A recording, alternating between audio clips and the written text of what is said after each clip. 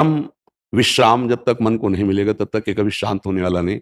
आप 100 करोड़ रुपया रोज कमाने लगे, रोज भोगने लगे, तो भी महाराज ययाति, जिनके वंश में भगवान श्री कृष्णचंद्र जी का अवतार हुआ, के बड़े पुत्र का नाम यदु था, तो इसीलिए भगवान को यदुवंशी कहा गया।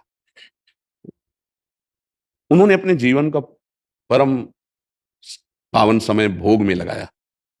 उनको पत्नी रूप में जो मिली वो बहुत परम पवित्र, अप्सराओं को भी मोहित करने वाली परम सुंदरी देवयानी जी, भगवान शुक्राचार्य जी की पुत्री थी। वो संयोग बना ऐसा कि उनको वो प्राप्त हुई, और बहुत ही गंभीर और सुंदर दासी रूप में उन्होंने वृषपर्वा की पुत्री शर्मिष्ठा को स्वीकार किया।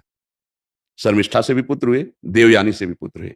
बड़ी देवयानी की शर्त थी कि आपने मुझे स्वीकार किया है तो मैं सर्व सुंदरी हूं और सर्व पूज्य हूं।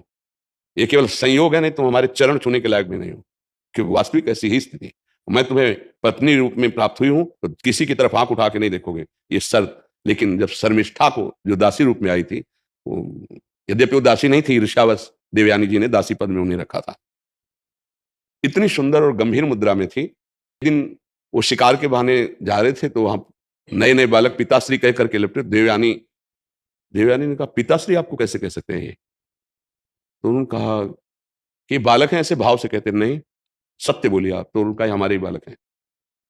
तो तुरंत उसी समय चली गई भगवान शुक्राचार्य जी के पास और कहा, इन्होंने हमारे साथ छल किया, इनको दंड मिलना चाहिए। महाराज ययाति जब सामने गए तो उन्होंने कहा, जाओ, तुम इतने काम मोहित हो रहे हो तो जरावस्था को प्राप्त हो जाओ, वृद्धावस्था। अब देवयानी से कहा कि पिता से साफ तो दिला दिया, क्या इसमें तुम्हारा हित होगा? तो उनको लगा कि गलती हो गई, तो उन्होंने पिताजी से कहा, इस जरा को मुक्त कर दीजिए। उनका एक ही उपाय, कोई पुत्र तुम्हें अपना यौवन दे देते तो तुम यौवन हो। पुत्र से भी यौवन प्राप्त करके उन्होंने फिर विषयों को भोगा।